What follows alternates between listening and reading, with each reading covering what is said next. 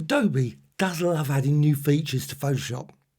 Unfortunately, it's always to the Photoshop beta. So unless you're happy with the Adobe Photoshop beta, you probably won't see it, obviously, for quite a while in the actual Photoshop release. But if you're willing to go for it, Photoshop beta is a really great little application, and you can find it in the Creative Cloud.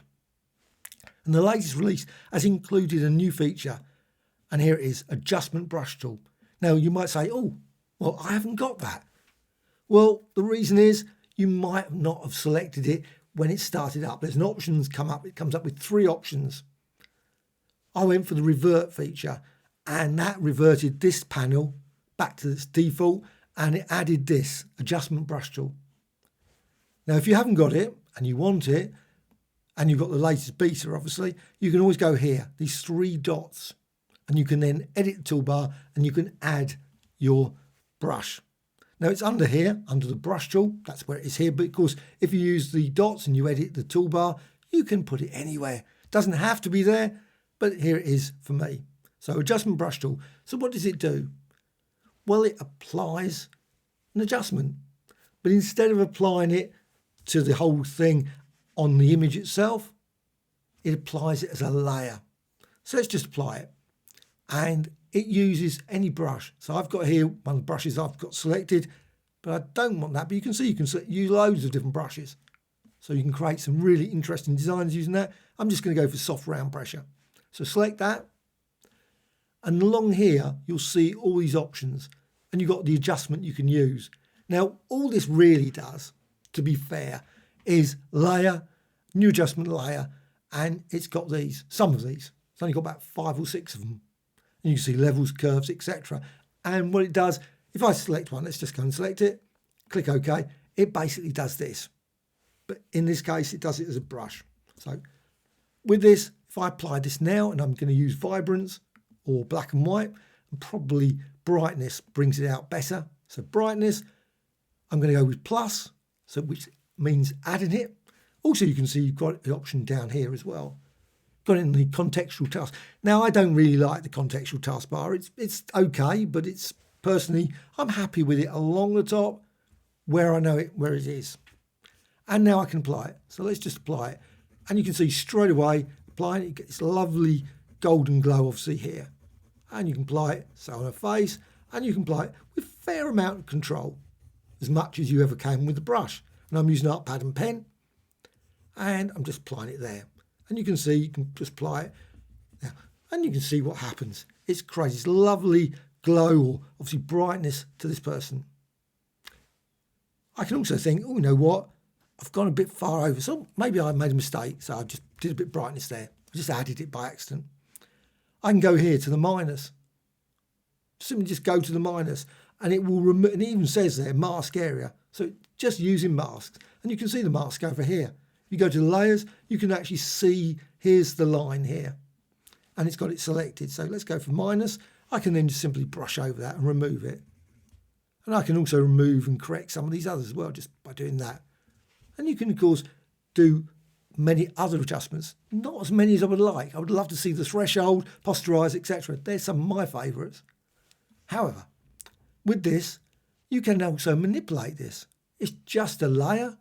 You can manipulate, obviously, here with the select this. You can select this. You can see as you select it, different options come up. Well, if you've got this, go over to the move tool, you can actually move it. So you can sort of say, oh, you know what, let's just position it. Obviously, I'm not going to do that, but undo. But also, you can apply filter effects to it. So filter, go down here. Not every filter effect is available. You can go here, maybe go for Gaussian blur. And just apply a nice blurring effect, and that creates a slightly different brightness effect, which I quite like. You can still continue to manipulate it. You can still go here to the brush tool. So again, select that. And again, you can go minus, and you can remove as well as add. You're just modifying what's happening. The blur is there, but it's been put into the image. You can't remove the blur. It's not applying any blur or whatever from this point on. The blur is with that mask. So you've got this. You can also go here. You've got properties, brightness. You can manipulate it, so you don't have to keep it like that. You can go the other way. So that's just, you've just got a default setting. When you apply it, it's got the default, but now you can say, oh, you know what, I want it to actually be like that. And anything you apply now, of course, is using the same.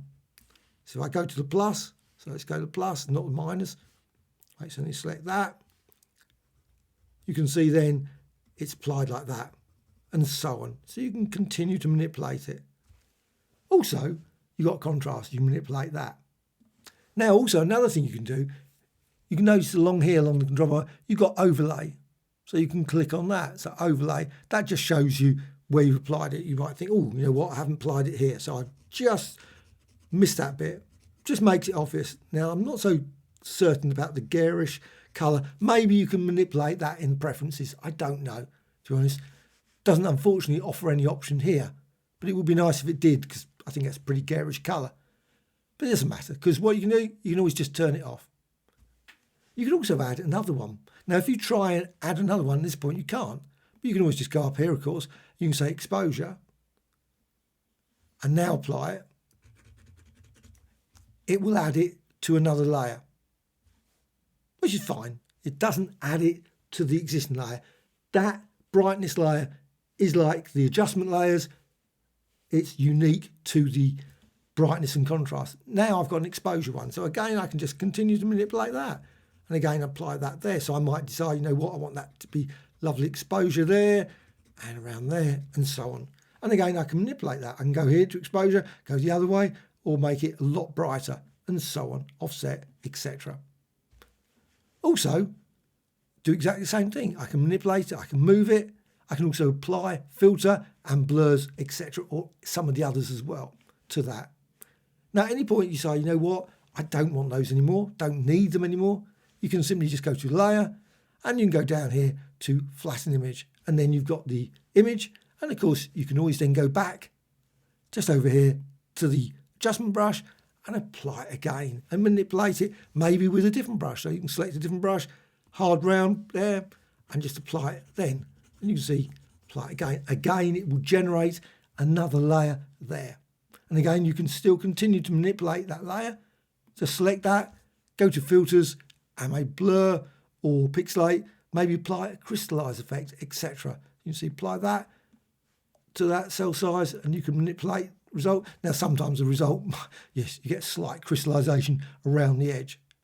But you can see you can manipulate it a bit further. Hope you found this tutorial of interest. Will you be using this feature, the adjustment brush? Do you think it's a great new feature for Photoshop? Do you think, well, personally, I prefer just the old way of just using a layer and going down to new adjustment layer, etc. You know, it's not for everyone, perhaps. I think it's quite useful. I hopefully will use it more often. And I also think that it would be nice if they included all of the adjustments and not just a limited few, which are fine. Hue and saturation is a real nice one. Black and white's very useful. But personally, some of the others like threshold, I actually use a lot more. So that will be a nice addition. Also, another thing, let's just go and apply it. Just suddenly thought, black and white. So you apply black and white. So you've got this effect. So I'm just going to quickly do it. Apply black and white like that. It's just a layer. So you can actually just go over here as well.